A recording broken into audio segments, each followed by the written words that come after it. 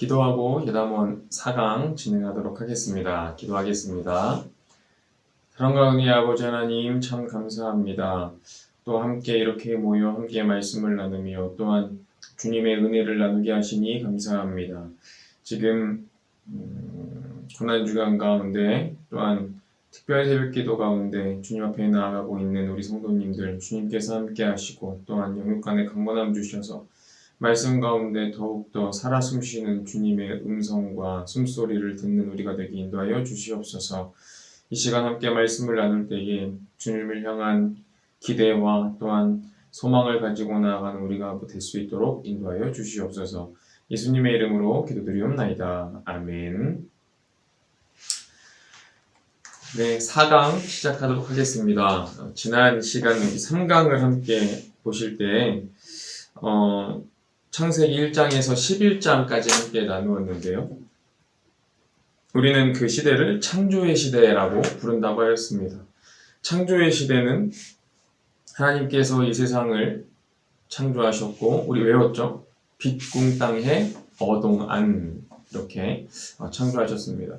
그리고 우리가 창조의 시대로부터 우리가 함께 나눴던 것이 홍수 심판 이야기도 있었고 또한 바벨탑 사건도 있었고 또 죄의 문제 또 더 앞서서는 아담과 하와가 죄를 짓고 에덴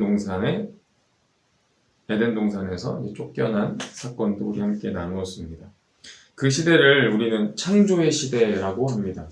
그 이후에 이제 12장부터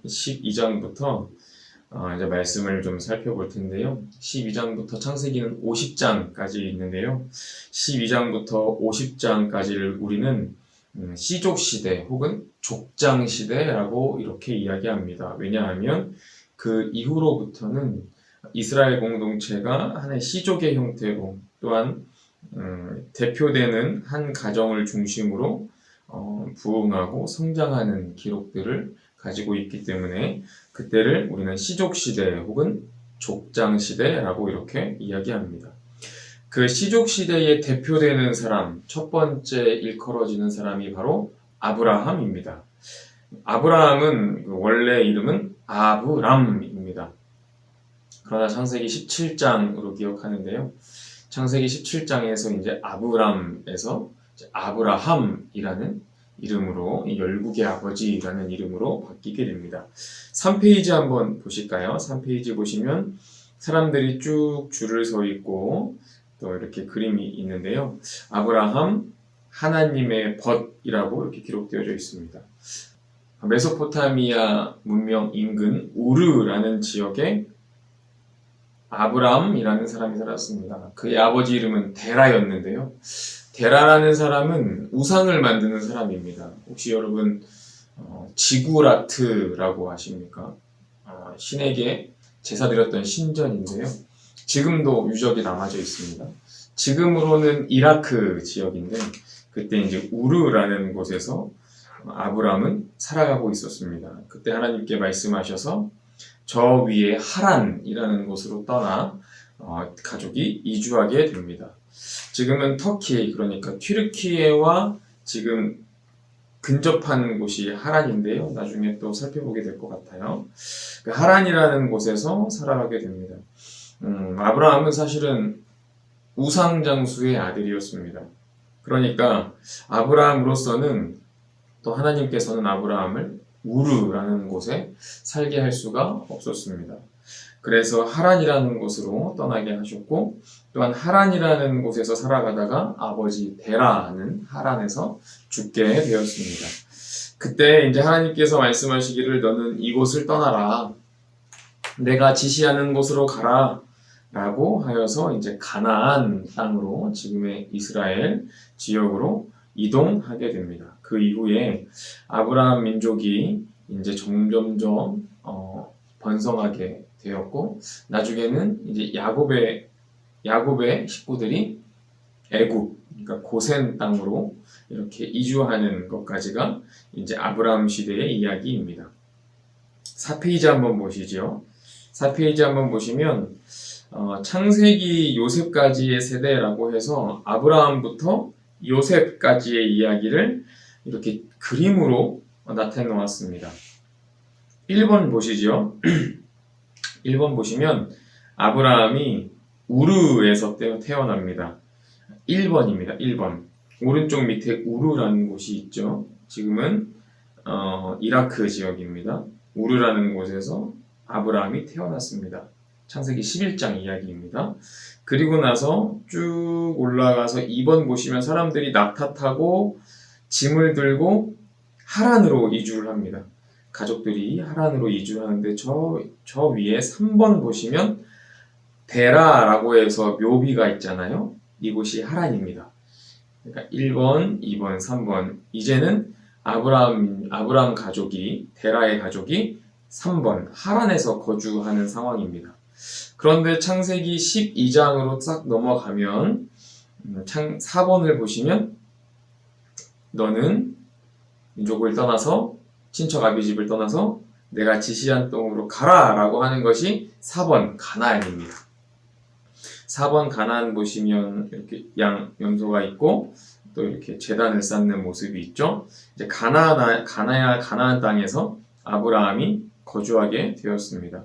그런데 한 번은 가나안으로 잘 살고 있다가 한번 애굽을 다녀온 적이 있습니다. 애굽을 왜 다녀왔냐면 이 기근으로 인해서 애굽을 내려갔다가 다시 돌아오게 되었고, 그리고 6번 보시면 아브라함이 전쟁에서 얻은 노량물의 11조를 멜기세덱에 바치는 장면도 창세기 14장에 기록되어져 있습니다. 그리고 7번 보시면 밑에 이렇게 불 떨어지는 장면이 있으시죠? 창세기 13장에 보면 아브라함과 조카 롯 이야기가 나옵니다. 이제 번성하니까 땅이 비좁은 거예요. 그러니까 아브라함 민족이 가족이 점점 번성하여서 이제 동물을 칠 곳이 부족하여서 조카 롯에게 야, 너가 먼저 선택하는 곳을 선택하면 나는 너와 반대로 가겠다라고 했던 것 혹시 기억하시나요? 그래서 롯은 정말 비옥하고 아름다운 땅을 선택하여서 갔습니다. 그리고 아브라함은 다른 곳으로 가게 되죠. 그런데 그 비옥하고 아름다운 땅이 바로 소돔이었습니다. 나중에는 이 소돔이 창세기 19장에서는 불에 떨어져서 멸망하게 되었습니다. 8번 보시면 8번 지금 사라가 아이를 안고 있죠. 사라와 이삭입니다. 아브라함과 이삭 그리고 사라의 이야기는 너무나도 잘 아시는 것처럼 나이가 들어서 아브라함이 100세 아들을 낳아 이삭을 낳게 되었습니다. 9번 보시면 이것도 명장면입니다. 창세기 22장에 보면 아브라함이 아들 이삭을 번제물로 바치게 되는 사건이 기록되어져 있습니다. 뒤에서 조금 더 자세히 바라보겠습니다. 10번 보시면 가운데 그 헤브론에 사라와 아브라함이 장사되어 이렇게 묘비가 서 있는 것, 이게 창세기 23장, 25장까지의 이야기입니다. 이게 아브라함의 일생입니다. 다시 한번 말씀드리면 우르에서 태어나서 하란에 갔다가 하란에서 하나님의 명령을 받고 소명을 받고 다시 가나안에 갔다가 애굽에 기근이 들어서 갔다가 그리고 전쟁하여서 멜기세덱에게 11조를 바치는 장면도 있고요. 그리고 가나안에서 이삭을 낳고 이삭을 번제물로 드렸었고, 그리고 헤브론에서 이제 장사를 지냈다라는 것이 아브라함의 일대기입니다. 5페이지 보시면 히브리 민족의 계보라고 하여서 이제 표화가 하나 있는데요. 아브라함과 사라가 부인입니다. 네, 그런데 아이가 생기지 않자 사라의 여종인 하갈과 함께 관계를 맺게 되었고, 그 사이에 이제 이스마엘이라는 아들이 태어나게 되었습니다. 이스마엘의 민족은 현재 아랍인의 조상이라고 일컬어지고 있습니다. 그리고 아브라함과 사라 사이에서는 이삭이 태어났는데 이삭은 유대인 그리고 기독교의 조상이 되었습니다. 그리고 이삭은 리브가와 함께 이제 결혼을 하여서 이제 부부의 정을 맺었는데 거기서 야곱과 에서를 낳게 되었습니다. 잘 아시는 것처럼 에서는 나중에 에돔의 족속이 되었고 조상이 되었고 또 야곱은 유대 지파의 그 유대인의 조상이 되었습니다. 야곱은 뭐 잘 아시는 것처럼 정말 라헬을 얻고 싶었지만 그렇게 되진 않았고 레아와 빌하와 실바 이렇게 4명, 라헬까지 4명의 아내를 얻어서 12명의 아들을 낳게 되었습니다. 그리고 야곱과 라헬에게서는 요셉 그리고 베냐민을 얻게 되었는데 그래서 요셉은 므낫세와 에브라임 이렇게 아들을 낳게 되었습니다. 자, 6페이지 보시면 창세기 26장, 25장 이쯤에 보면 아브라함이 이삭을 번제물로 이제 드리는 사건이 있습니다. 이것은 아브라함이 약 117세, 이삭은 17살 정도라고 이제 역사가들은 말하고 있는데요. 이 아버지인 아브라함과 아들인 이삭을 보았을 때 누가 주인공이냐라고 할 수 없을 정도로 아브라함과 이삭은 하나님 앞에 절대적인 순종을 했던 사람들입니다. 이삭을 생각할 때 조금 약해 보일 수도 있거든요. 왜냐하면 아버지는 정말 이스라엘 민족의 조상 중의 조상 아브라함. 이삭의 아들은 12지파의 아버지 야곱. 근데 이삭은 굉장히 비교적 작고 그리고 비중이 작은 것처럼 왜소한 느낌이 들지만 사실은 순종의 사람 하면 이삭입니다. 그리고 하나님 앞에서 절대적인 순종을 했던 사람이라고 한다면 이삭이었습니다. 우리가 아브라함과 이삭의 모습을 보면 아브라함이니까 이삭이니까 그랬겠지라고 생각하지만 자신의 100살에 낳은 아들을 하나님 앞에 바친다. 정말 아버지로서 아들의 목숨을 끊겠다라는 이 하나님이 말씀하셨기 때문에 이것은 정말 대단하다고 표현하기 아까울 정도로 부족할 정도로 정말 대단한 믿음을 가진 사람이었습니다. 이 모습을 볼 때 우리가 알 수 있는 것은 이제 하나님 앞에서 선택하며 또한 절대적으로 우리가 이 장면을 통해서 알 수 있는 것은 하나님 앞에서 우리가 순종할 때에 선택적으로 하느냐 절대적으로 하느냐 라는 두 가지 선택을 하게 됩니다. 우리가 선택하며 순종하는 것은 나의 유익이 되거나 나의 필요에 의해서 순종을 선택한다면 하나님께서 원하시는 것은 절대적인 순종을 원하십니다. 그것이 하나님 앞에서 우리가 서야 되는 모습이다라고 생각할 수 있을 것 같아요. 7페이지 보시면 이삭의 아들 야곱의 이야기가 나오는데요. 야곱 하면 또 엄청난 인물이지 않겠습니까? 정말 험악한 세월을 살았습니다. 그 한 번 팥죽 한 번 주고 장자 축복 받았다가 죽을 고비를 수도 없이 넘어가고 또한 천사하고 씨름도 하고 평생 다리를 절었던 정말 하나님의 그 표시가 몸에 남았던 사람이지 않겠습니까? 근데 그에게는 12명의 아들이 있었습니다. 이렇게 외워보시죠. 따라해보세요. 르시레유, 단납가다, 이스요베. 르시레유, 단납가다, 이스요베. 제가 나눠드린 이 유인물에는 알파벳으로 쭉 나와 있지만 르시레유, 단납가다, 이스요베 이렇게 외우시면 형제 순서대로 외우는 것입니다. 다시 한 번 더요. 르시레유, 단납가다, 이스요베 이렇게 외우시면 좋을 것 같습니다. 12명의 아들들은 기본적으로 우리가 알면 좋겠죠. 자, 8페이지 보시면 이제 야곱의 생애를 이제 그림으로 표현했는데요. 야곱은 가나안 땅에서 살고 있습니다. 가나안 땅에 살고 있어요. 가나안 땅에 살고 있는데 1번 보시면 이 장면이 무엇인가 하면 형 에서에게 에서가 장자의 명분을 야곱에게 파는 장면입니다. 창세기 25장인데요. 에서가 장자의 명분을 동생 야곱에게 팔았습니다. 그리고 2번 보시면 베델이라는 곳에서 이제 꿈을 꾸게 되는데, 야곱이 꿈을 꾸며 돌베개를 메고 꿈을 꾸죠. 창세기 28장. 사닥다리에 또 천사들이 이렇게 보이는 그런 꿈을 꾸게 됩니다. 3번 보시면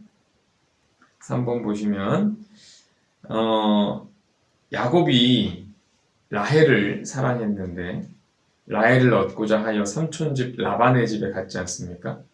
삼촌집 라반에 갔는데 한 번에 라헬을 주지 않았어요. 그래서 아내들을 얻었고 자녀들을 얻었습니다.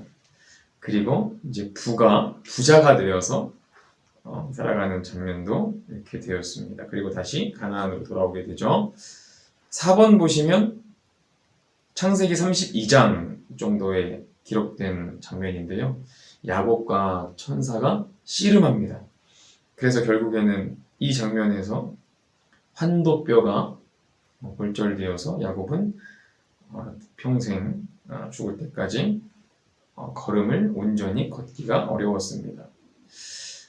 그래서 다시 가나안에서 나중에 보면 그 사이에 요셉도 팔리고 이런 장면들은 있습니다.